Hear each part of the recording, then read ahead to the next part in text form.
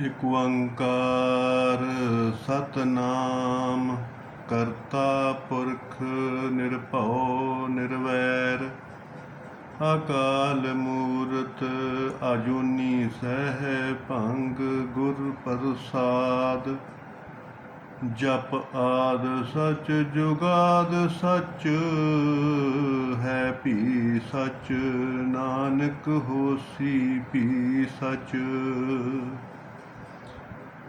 ਗਿਆਨ ਧਿਆਨ ਕਿਛ ਕਰਮ ਨ ਜਾਣਾ ਸਾਰ ਨ ਜਾਣਾ ਤੇਰੀ ਸਭ ਤੇ ਵੱਡਾ ਸਤਿਗੁਰੂ ਨਾਨਕ ਜਿਨ ਕਲ ਰਾਖੀ ਮੇਰੀ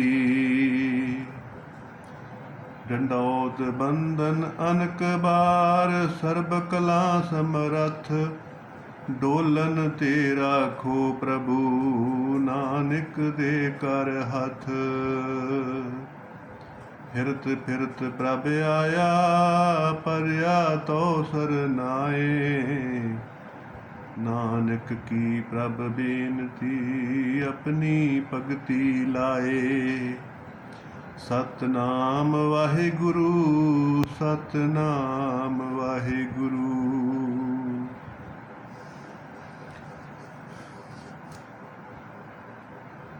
ਸਾਧ ਸੰਗਤ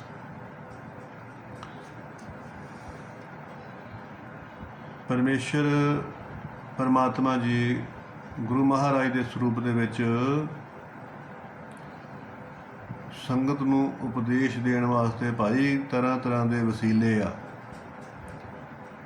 ਕਿ ਕਿਸੇ ਨਾ ਕਿਸੇ ਤਰੀਕੇ ਰਾਹੀਂ ਇਹ ਜੀਵ ਜਿਹੜਾ ਉਹ ਆਪਣੇ ਅਸਲੀ ਮਨੋਰਥ ਨੂੰ ਪ੍ਰਾਪਤ ਹੋ ਜਾਏ। ਇਸ ਕਰਕੇ ਮਹਾਰਾਜ ਮਹੀਨਿਆਂ ਦੇ ਵਿੱਚੋਂ ਵੀ ਪਰਮਾਤਮਾ ਜੀ ਸ਼ੁਭ ਕਰਮ ਕਰਨ ਦਾ ਉਪਦੇਸ਼ ਦਿੰਦੇ ਤੋ ਮਹਾਰਾਜ ਬਖਸ਼ਿਸ਼ ਕਰਦੇ ਨੇ ਕਿ ਕਤਕ ਕਰਮ ਕਮਾਵਣੇ ਦੋਸ਼ ਨਾ ਕਾਹੂ ਜੋਗ ਕਿ ਭਾਈ ਇਹ ਕਰਮ ਭੂਮੀ ਆ। ਸਾਧ ਸੰਗਤ ਜੀਵ ਕਰਮ ਦੇ ਵਿੱਚ ਸੁਤੰਤਰ ਆ ਪਰ ਜੀਵ ਫਲ ਭੋਗਣ ਦੇ ਵਿੱਚ ਸੁਤੰਤਰ ਨਹੀਂ, ਉਹਦੇ ਵਿੱਚ ਪਰਤੰਤਰ ਆ। ਤੋ ਇੱਕ ਰੁੱਖ ਦਾ ਬੀਜ ਛੋਟਾ ਜਿਹਾ ਹੁੰਦਾ ਪਰ ਬਾਹਰ ਆ ਕੇ ਵਿਸ਼ਾਲ ਰੁੱਖ ਬਣ ਜਾਂਦਾ। ਫਿਰ ਉਸ ਰੁੱਖ ਦੀ ਆਪਣੀ ਸੱਤਾ ਹੁੰਦੀ ਆ ਔਰ ਉਨੀ ਜ਼ਮੀਨ ਦੇ ਵਿੱਚ ਉਹ ਕੁਝ ਨਹੀਂ ਹੋਣ ਦਿੰਦਾ ਜਿੰਨੀ ਜ਼ਮੀਨ ਦੇ ਵਿੱਚ ਰੁੱਖ ਦੀ ਛਾਂ ਹੁੰਦੀ ਹੈ। ਤੋ ਇਸੇ ਤਰ੍ਹਾਂ ਹੀ ਪਹਿਲਾਂ ਖੇਤੀ ਵਾਲੀ ਹੁਣ ਗੱਲ ਨਹੀਂ ਰਹੀ। ਪਹਿਲੋਂ ਦੇਸੀ ਖੇਤੀ ਸੀ, ਦੇਸੀ ਮੱਕੀ ਸੀ। ਹੁਣ ਜ਼ਿਆਦਾ ਝਾੜ ਲੈਣ ਦੇ ਲਾਲਚ ਵਿੱਚ ਭਾਈ ਖਾਦਾਂ ਸਪਰੇਅ ਬਹੁਤ ਜ਼ਿਆਦਾ ਕਰਦੇ ਆ ਤੇ ਟੇਸਟ ਖਰਾਬ ਹੋ ਗਿਆ। ਹੁਣ ਅੱਜ ਤੋਂ ਕਾਫੀ ਸਾਲ ਪਹਿਲੋਂ ਵਾਲੀ ਬਰਫੀ ਜਾਂ ਫਰੂਟ ਜਿਹੜਾ ਉਹ ਨਹੀਂ ਰਿਹਾ। ਹੁਣ ਸਭ ਕੁਝ ਨਕਲੀ ਹੋ ਗਿਆ। ਕਿਹਦਾ ਕਰਕੇ? ਭਾਈ ਲਾਲਚ ਦਾ ਕਰਕੇ। ਕਰਮ ਵਿਗੜ ਗਿਆ, ਕਿਰਤ ਵਿਗੜ ਗਈ। ਤੋ ਇਸੇ ਕਰਕੇ ਹੀ ਖਰਾਬ ਕਿਰਤ ਘਰ ਦੇ ਵਿੱਚ ਪਰਿਵਾਰਕ ਜੀਵਾਂ ਦੀ ਮੱਤ ਬੇਚੈਨ ਰਹਿੰਦੀ ਹੈ। ਭਾਈ ਇਸੇ ਕਰਕੇ ਹੀ ਘਰ ਦੇ ਜੀਅ ਜਿਹੜੇ ਆ ਉਹ ਬੇਚੈਨ ਰਹਿੰਦੇ ਆ, ਆਪਸ ਵਿੱਚ ਹੀ ਇੱਕ ਦੂਸਰੇ ਦੇ ਨਾਲ ਪੂਰੀ ਤਰ੍ਹਾਂ ਸਹਿਮਤ ਨਹੀਂ, ਅਸ਼ਾਂਤ ਰਹਿੰਦੇ ਆ। ਉਹਦਾ ਕਾਰਨ ਇਹੋ ਹੀ ਆ ਕਿ ਕਿਰਤ ਵਿਗੜੀ ਹੋਈ ਆ ਔਰ ਵਿਗੜੀ ਕਿਰਤ ਦਾ ਜਿਹੜਾ ਪੈਸਾ ਘਰ ਵਿੱਚ ਆਉਂਦਾ ਉਹ ਭਾਈ ਮਤ ਮਲੀਨ ਕਰ ਦਿੰਦਾ, ਇੱਕ ਦੂਸਰੇ ਦੀ ਇੱਜ਼ਤ ਨਹੀਂ ਕਰਨ ਦਿੰਦਾ। ਤੋ ਪਰਮੇਸ਼ਰ ਤੇ ਭੁੱਲਿਆ ਵਿਆਪਨ ਸਭੇ ਰੋਗ। ਤਾਂ ਭਾਈ ਜਵਾਨੀ ਦੇ ਨਸ਼ੇ ਦੇ ਵਿੱਚ ਸਤੋ ਗੁਣ ਜਿਹੜੇ ਆ ਦਇਆ, ਸੰਤੋਖ, ਧੀਰਜ, ਖਿਮਾ, ਨਿਮਰਤਾ ਇਹ ਨਹੀਂ ਵਰਤੇ ਤੋ ਦੁਰਗੁਣ ਵਰਤੇ ਆ। ਇਸੇ ਕਰਕੇ ਸਰੀਰਕ ਔਰ ਮਾਨਸਿਕ ਰੋਗ ਲੱਗੇ ਆ, ਕਿਉਂਕਿ ਜਿਹੜੇ ਦੁਰਗੁਣ ਹੁੰਦੇ ਆ ਨਾ, ਰਜੋ ਗੁਣ ਤੇ ਤਮੋ ਗੁਣ, ਇਹ ਤਮੋ ਗੁਣ ਕਹਿੰਦਾ ਵਾ ਕਿ ਸਾਰਾ ਕੁਝ ਮੇਰੀ ਝੋਲੀ ਦੇ ਵਿੱਚ ਹੀ ਪੈ ਜੇ, ਔਰ ਰਜੋ ਗੁਣ ਕਹਿੰਦਾ ਵਾ ਕਿ ਕਿਸੇ ਨੂੰ ਰੋਟੀ ਵੀ ਨਾ ਮਿਲੇ। ਤੋ ਇਹੋ ਹੀ ਜੇਕਰ ਭਾਵਨਾ ਰੱਖੇਗਾ ਜੀਵ, ਤੋ ਫਿਰ ਸਰੀਰਕ ਵੀ ਰੋਗ ਵੱਧਦੇ ਆ ਤੇ ਮਾਨਸਿਕ ਰੋਗ ਵੀ ਵੱਧਦੇ। ਤੋ ਇਸ ਕਰਕੇ ਭਾਈ ਸਤੋ ਗੁਣ ਦੀ ਵਰਤੋਂ ਕਰਨੀ ਚਾਹੀਦੀ ਹੈ। ਦਇਆ, ਸੰਤੋਖ, ਧੀਰਜ, ਖਿਮਾ, ਨਿਮਰਤਾ ਇਹਦੀ ਵਰਤੋਂ ਜ਼ਿਆਦਾ ਕਰਨੀ ਚਾਹੀਦੀ ਆ। ਇਹਦੇ ਨਾਲ ਅੰਦਰ ਮਾਨਸਿਕ ਸੰਤੁਲਨ ਜਿਹੜਾ ਉਹ ਬਣਿਆ ਰਹਿੰਦਾ। ਤੋ ਵੇਮਖ ਹੋਏ ਰਾਮ ਤੇ ਲੱਗਣ ਜਨਮ ਵਿਜੋਗ। ਦੇਖੋ ਭਾਈ, ਮਨ ਮਰਜ਼ੀ ਕੀਤੀ ਤੇ ਲੰਮਾ ਸਮਾਂ ਖਰਾਬ ਕਰ ਲਿਆ। ਹੁਣ ਬੁਢੇਪੇ ਦੇ ਵਿੱਚ ਬੀਤੇ ਸਮੇਂ ਦਾ ਜਿਹੜਾ ਵਿਜੋਗ ਵਾ, ਵਿਛੋੜਾ, ਪਛਤਾਵਾ ਲੱਗਦਾ ਕਿ ਜਿਹੜਾ ਜਨਮ ਵਿਜੋਗ,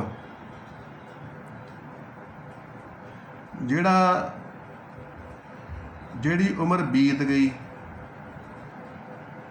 ਉਹਦਾ ਭਾਈ ਭੂਤਕਾਲ ਹੋ ਗਈ, ਉਹਦਾ ਗਮ ਲੱਗਦਾ ਕਿ ਸਭ ਕੁਝ ਹੀ ਵਿਛੜ ਗਿਆ, ਕੁਝ ਵੀ ਪ੍ਰਾਪਤ ਨਹੀਂ ਹੋਇਆ, ਜੋ ਮੈਂ ਕਰਨ ਆਇਆ ਸੀ ਉਹ ਮੈਂ ਕੀਤਾ ਨਹੀਂ।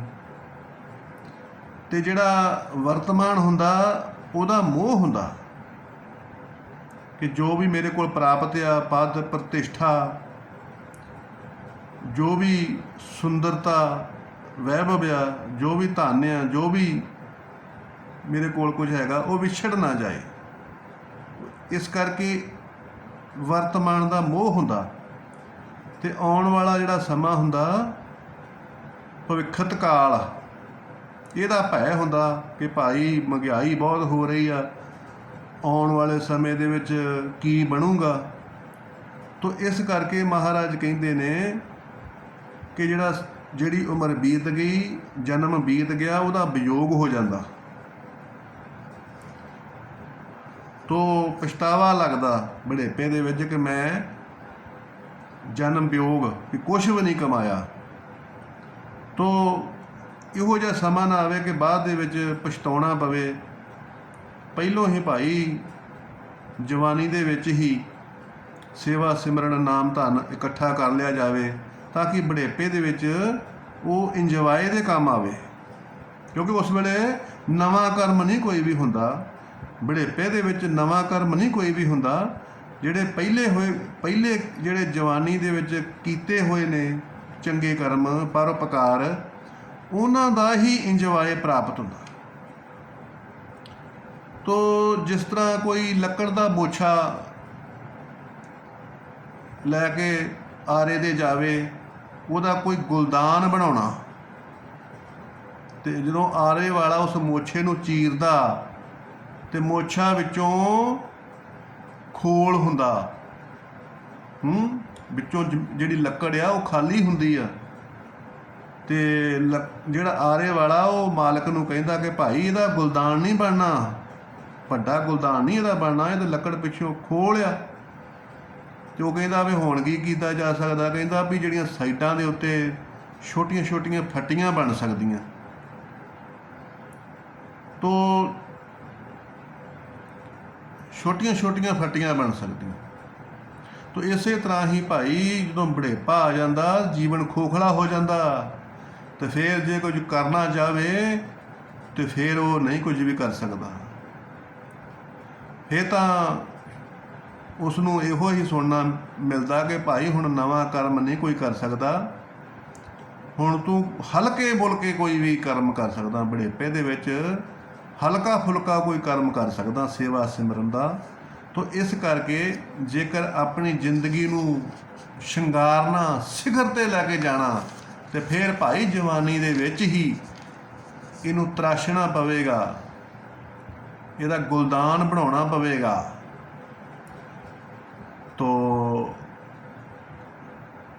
ਮਹਾਰਾਜ ਕਹਿੰਦੇ ਕਿ ਖਿਨ ਮੇ ਕੌੜੇ ਹੋਏ ਗਏ, ਜਿਤੜੇ ਮਾਇਆ ਭੋਗ। ਦੇਖੋ ਸਾਧ ਸੰਗਤ, ਜਵਾਨੀ ਦੇ ਵਿੱਚ ਲਏ ਮਾਇਆਵੀ ਭੋਗ ਰਸ, ਹੁਣ ਬੁਢੇਪੇ ਦੇ ਵਿੱਚ ਜਦੋਂ ਅਸਫਲ ਜੀਵਨ ਦੇਖਦਾ ਤੇ ਬੇਰਸੀ ਆਉਂਦੀ ਹੈ ਕਿ ਜਿਨ੍ਹਾਂ ਵਾਸਤੇ ਮੈਂ ਜਵਾਨੀ ਦੇ ਵਿੱਚ ਪਾਪਾਂ ਦੀ ਕਮਾਈ ਕਰਦਾ ਰਿਹਾ, ਮਿਲਾਵਟ ਕਰਕੇ ਮੈਂ ਧਨ ਕਮਾਉਂਦਾ ਰਿਹਾ, ਠੱਗੀ ਮਾਰ ਕੇ ਧਨ ਕਮਾਉਂਦਾ ਰਿਹਾ, ਜਿਨ੍ਹਾਂ ਵਾਸਤੇ ਮੈਂ ਧੋਖਾ ਕਰਕੇ ਧਨ ਕਮਾਉਂਦਾ ਰਿਹਾ, ਭਾਈ ਉਹ ਬੁਢੇਪੇ ਦੇ ਵਿੱਚ ਮੇਰੇ ਕੰਮ ਨਹੀਂ ਆਏ। ਤੋ ਸਾਰੇ ਦੇ ਸਾਰੇ ਜਿੰਨੇ ਵੀ ਉਹ ਬੁਢੇਪੇ ਦੇ ਵਿੱਚ ਛਿਣਾਂ ਦੇ ਵਿੱਚ ਹੀ ਕੌੜੇ ਹੋ ਗਏ, ਬੇਰਸੇ ਹੋ ਗਏ, ਕਿਉਂਕਿ ਸਮਾਂ ਉਸਨੇ ਖਰਾਬ ਕਰ ਲਿਆ, ਅਸਫਲ ਕਰ ਲਿਆ ਸੰਸਾਰ ਵਾਸਤੇ, ਪਰਿਵਾਰ ਵਾਸਤੇ। ਤੋ ਮਹਾਰਾਜ ਕਹਿੰਦੇ ਕਿ ਛਿਣ ਦੇ ਵਿੱਚ ਹੀ ਇਹ ਸਾਰੇ ਕੌੜੇ ਹੋ ਜਾਣੇ ਆ। ਜਦੋਂ ਤੂੰ ਕੰਮ ਕਰਨੋਂ ਹਟ ਗਿਆ, ਜਦੋਂ ਤੂੰ ਧਨ ਲਿਆਉਣੋਂ ਹਟ ਗਿਆ, ਉਸੇ ਵੇਲੇ ਹੀ ਜਿਹੜੇ ਮਿੱਠਾ ਮਿੱਠਾ ਬੋਲਦੇ ਸਾਰੇ ਕੌੜੇ ਹੋ ਜਾਣੇ। ਤੋ ਭਾਈ ਪਰਮਾਤਮਾ ਦਾ ਸਰੂਪ ਸਮਝ ਕੇ ਆਪਣੇ ਦਾਇਤ ਨੂੰ ਨਿਭਾ, ਪਰਿਵਾਰ ਨੂੰ ਵੀ ਪਾਲ, ਪਰਿਵਾਰ ਦੀ ਵੀ ਪਰਵਰਿਸ਼ ਕਰ, ਸੇਵਾ ਕਰ, ਔਰ ਸਾਰਾ ਸੰਸਾਰ ਪਰਮਾਤਮਾ ਦਾ ਹੀ ਸਰੂਪ ਆ, ਸਾਧ ਸੰਗਤ ਦੀ ਵੀ ਸੇਵਾ ਕਰ। ਤਾਂ ਹੀ ਤੈਨੂੰ ਪਰਮਾਤਮਾ ਦੇ ਘਰੋਂ ਆਸ਼ੀਰਵਾਦ ਮਿਲੇਗਾ ਕਿ ਤੇਰੇ ਵਾਸਤੇ ਸਭ ਪਰਿਵਾਰ ਇੱਕ ਹੀ ਆ, ਸਭ ਗੋਬਿੰਦ ਹੈ, ਸਭ ਗੋਬਿੰਦ ਹੈ, ਗੋਬਿੰਦ ਬਿਨ ਨਹੀਂ ਕੋਈ।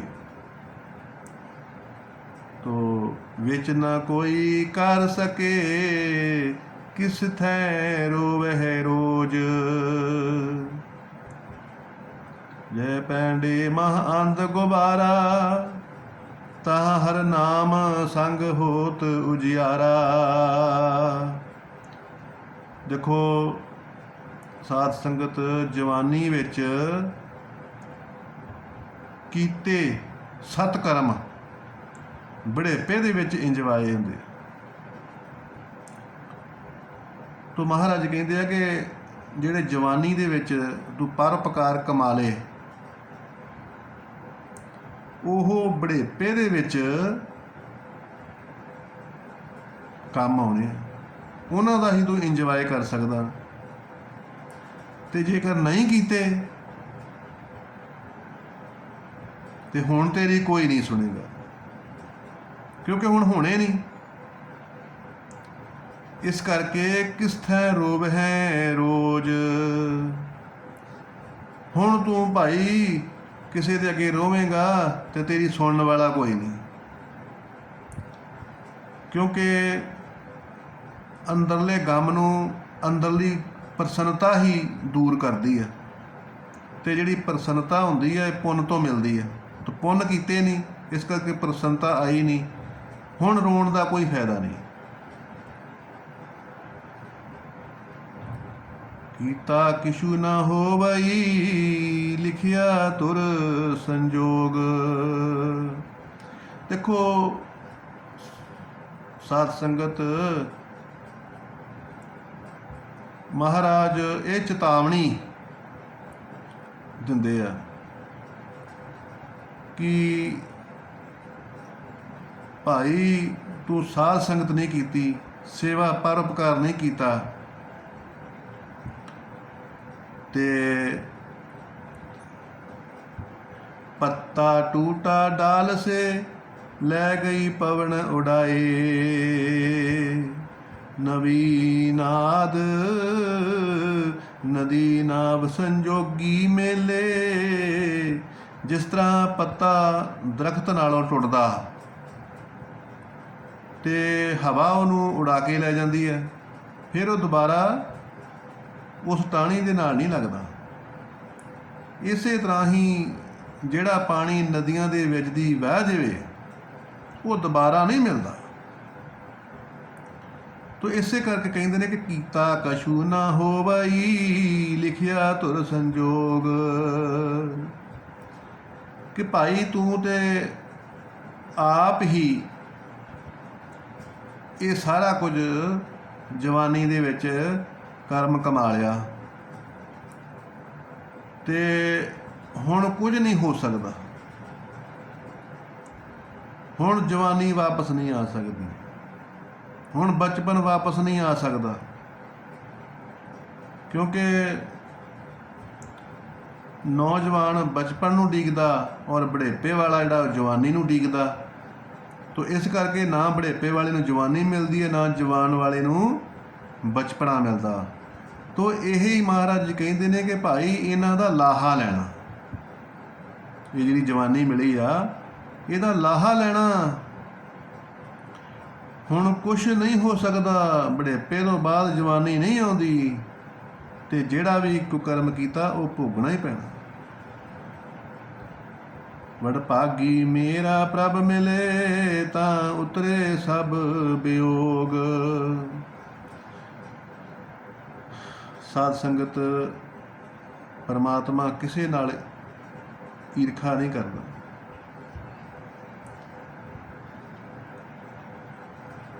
ਤੋ ਪਰਮਾਤਮਾ ਦੇ ਵਾਸਤੇ ਸਾਰੇ ਇੱਕੋ ਜਿਹੇ ਹੀ ਆ।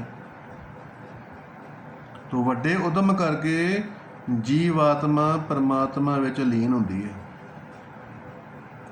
ਤੋ ਇਸ ਕਰਕੇ ਮਹਾਰਾਜ ਕਹਿੰਦੇ ਨੇ ਕਿ ਭਾਈ ਉਹ ਆਪਣੇ ਵੱਡੇ ਭਾਗ ਸਮਝੇ ਕਿ ਮੈਨੂੰ ਮਨੁੱਖਾ ਦੇ ਹੀ ਮਿਲ ਗਈ ਹੈ। ਤੋ ਮਨੁੱਖਾ ਦੇ ਹੀ ਮਿਲ ਗਈ ਆ, ਤੇ ਭਾਈ ਹੁਣ ਇਹ ਆਪਣੇ ਵੱਡੇ ਭਾਗ ਸਮਝੇ ਕਿ ਮੈਨੂੰ ਸਤਸੰਗ ਮਿਲ ਗਿਆ। ਤੋ ਇਸ ਕਰਕੇ ਜੇਕਰ ਮਨੁੱਖਾ ਦੇ ਹੀ ਮਹਾਰਾਜ ਨੇ ਦੇਤੀ ਆ, ਜੇਕਰ ਉਸ ਨੂੰ ਸਤਸੰਗ ਦੇਤਾ, ਤੇ ਫਿਰ ਪਰਮਾਤਮਾ ਜੀ ਵੀ ਮਿਲਣਗੇ, ਤੇ ਸਾਰੇ ਜਿਹੜੇ ਵਿਯੋਗ ਆ ਗਮ ਆ ਉਹ ਸਾਰੇ ਹੀ ਦੂਰ ਹੋ ਜਾਣਗੇ। ਕਿਉਂਕਿ ਸੰਸਾਰ ਨਿਵਰਤ ਹੋ ਜਾਊਗਾ, ਪਰਮਾਤਮਾ ਦੀ ਪ੍ਰਾਪਤੀ ਹੋ ਗਈ ਤੇ ਸੰਸਾਰ ਨਿਵਰਤ ਹੋ ਜਾਏਗਾ। ਤੋ ਸਮਤਾ ਆ ਜਾਏਗੀ, ਸਾਰੀ ਉਦਾਸੀ ਦੂਰ ਹੋ ਜਾਵੇਗੀ। ਨਾਨਕ ਕੋ ਪ੍ਰਭ ਰਾਖ ਲਹੇ, ਮੇਰੇ ਸਾਹਿਬ ਬੰਦੀ ਮੋਚ। ਦੇਖੋ ਸਾਧ ਸੰਗਤ, ਇੱਥੇ ਮਹਾਰਾਜ ਬੇਨਤੀ ਭਾਵ ਕਰਦੇ ਆ ਕਿ ਹੇ ਕਲੇਸ਼ਾਂ ਦੇ ਬੰਧਨਾਂ ਤੋਂ ਮੁਕਤੀ ਦੇਣ ਵਾਲੇ ਵਾਹਿਗੁਰੂ ਪਰਮਾਤਮਾ ਜੀ, ਮੈਨੂੰ ਵੀ ਕਸ਼ਟਾਂ ਤੋਂ ਬਚਾ ਲਓ। ਕਿਉਂਕਿ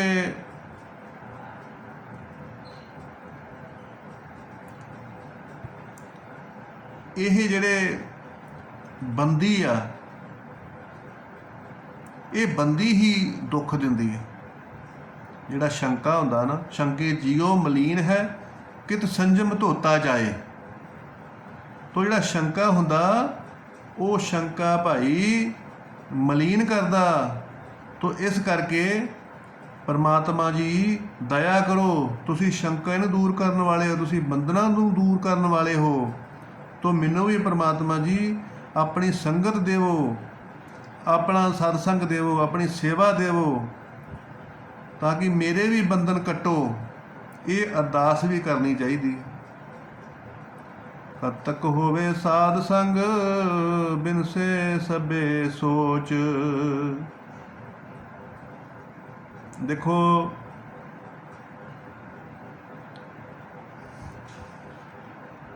ਮਹਾਰਾਜ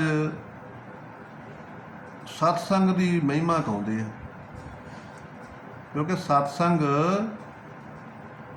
ਮਹਾਰਾਜ ਕਹਿੰਦੇ ਆ ਕਿ ਪਹਿਲਾਂ ਭਾਈ ਸੇਵਾ ਸਤਸੰਗ ਸਿਮਰਨ ਸਰਬੱਤ ਦਾ ਭਲਾ ਕਰ ਲਾ।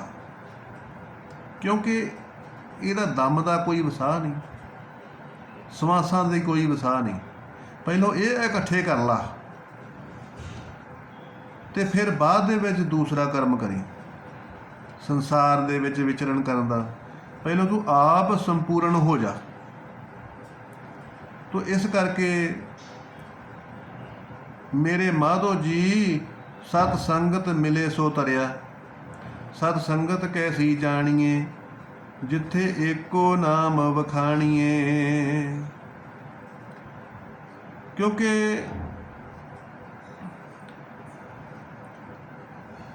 ਜਦੋਂ ਸੇਵਾ ਸਤਸੰਗ ਸਿਮਰਨ ਸਰਬੱਤ ਦਾ ਭਲਾ ਸੋਚੇਗਾ ਤੇ ਭਾਈ ਤੇਰਾ ਭਵਿੱਖ ਜਿਹੜਾ ਉਹ ਪਵਿੱਤਰ ਹੋ ਜਾਵੇਗਾ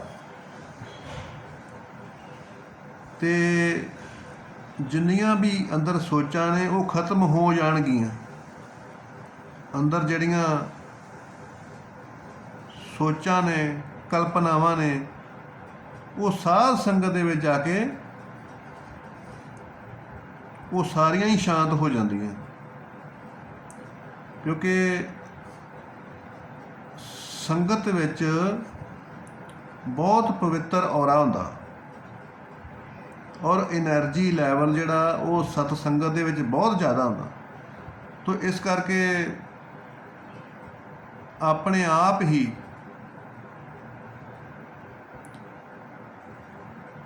ਜਿਹੜਾ ਪਵਿੱਤਰ ਔਰਾ ਉਹ ਸੰਗਤ ਦੇ ਵਿੱਚ ਜ਼ਿਆਦਾ ਹੁੰਦਾ, એનર્ਜੀ ਲੈਵਲ ਜਿਹੜਾ ਉਹ ਵੀ ਜ਼ਿਆਦਾ ਹੁੰਦਾ। ਇਸ ਕਰਕੇ ਕੋਈ ਵੀ ਸਤ ਸੰਗਤ ਦੇ ਵਿੱਚ ਬੈਠੇ ਆਪਣੇ ਆਪ ਹੀ ਉਹ ਪ੍ਰਭਾਵਿਤ ਹੋ ਜਾਂਦਾ ਤੇ ਕਲਪਨਾ ਦੂਰ ਹੋ ਜਾਂਦੀ ਹੈ। ਤੋ ਮਹਾਰਾਜ ਕਹਿੰਦੇ ਆ ਕਿ ਬਿਨਸੇ ਸਭੇ ਸੋਚ। ਤੋ ਜਿਹੜੀ ਵੀ ਅੰਦਰ ਕਲਪਨਾ ਹੁੰਦੀ ਆ ਆਪਣੇ ਆਪ ਹੀ ਸ਼ਾਂਤ ਹੋ ਜਾਂਦੀ ਹੈ। ਕਿਉਂਕਿ ਸੰਗਤ ਕੈਸੀ ਜਾਣੀ ਹੈ ਜਿੱਥੇ ਇੱਕੋ ਨਾਮ ਵਖਾਣੀ ਹੈ। ਜਿੱਥੇ ਕੋਈ ਕਿਸੇ ਪ੍ਰਕਾਰ ਦੀ ਦਵੇਸ਼ ਨਾ ਹੋਵੇ, ਇੱਕ ਸਮਤਾ ਭਾਵ ਹੋਵੇ। ਏਕ ਪਿਤਾ ਏਕ ਸਕੀ ਹਮ ਬਾਰਕ। ਤੋ ਇਹ ਭਾਵ ਹੋਵੇ ਤੋ ਆਪਣੇ ਆਪ ਹੀ ਸਾਰੇ ਇੱਕ ਦੂਸਰੇ ਦੇ ਨਾਲ ਮਿਲਵਰਤਨ ਕਰਦੇ ਆ, ਇੱਕ ਦੂਸਰੇ ਦੀ ਸਹਾਇਤਾ ਕਰਦੇ ਆ। ਤੋ ਇਹ ਉੱਥੋਂ ਸ਼ਕਤੀ ਮਿਲਦੀ ਆ ਕੁਛ ਕਰਨ ਦੀ। ਸਤਸੰਗ ਦੇ ਵਿੱਚ ਬੈਠਿਆਂ ਇੱਕ ਸਾਤਵਿਕ ਸ਼ਕਤੀ ਪ੍ਰਾਪਤ ਹੁੰਦੀ ਆ ਕਿ ਮੈਂ ਵੀ ਕੁਛ ਕਰ ਸਕਦਾ, ਮੈਂ ਅੱਗੇ ਵੱਧ ਸਕਦਾ। ਕ੍ਰੀਏਟੀਵਿਟੀ ਵੱਧਦੀ ਆ, ਪੋਜ਼ਿਟਿਵਿਟੀ ਵੱਧਦੀ ਆ। ਤੋ ਇਸ ਕਰਕੇ ਜਿਹੜੀ ਨਕਾਰਾਤਮਕ ਜਿਹੜੀ ਊਰਜਾ ਹੁੰਦੀ ਆ ਉਹ ਖਤਮ ਹੁੰਦੀ ਆ। ਤੋ ਸਾਰੀ ਜਿਹੜੀ ਸੋਚ ਵਾ ਆਉਣ ਵਾਲੇ ਸਮੇਂ ਦੀ ਸੋਚ ਹੁੰਦੀ ਆ।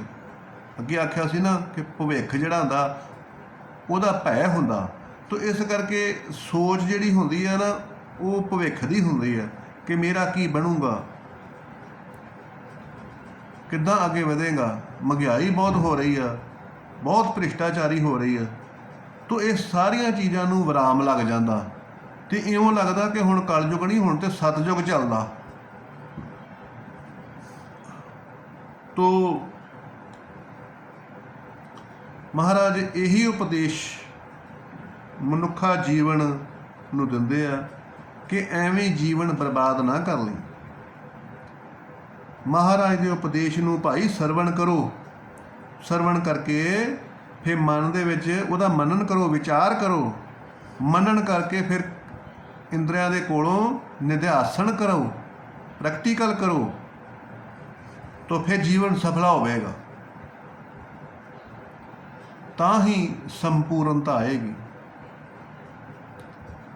ਤੋ ਇਹੋ ਹੀ ਪਰਮੇਸ਼ਰ ਪਰਮਾਤਮਾ ਜੀ ਦਾ ਫਰਮਾਨ ਆ ਕਿ ਭਾਈ ਪ੍ਰਾਪਤ ਮਾਨੁਖ ਦੇ ਹੁਰੀਆ, ਗੋਬਿੰਦ ਮਿਲਣ ਕੀ ਇਹ ਤੇਰੀ ਬਰੀਆ।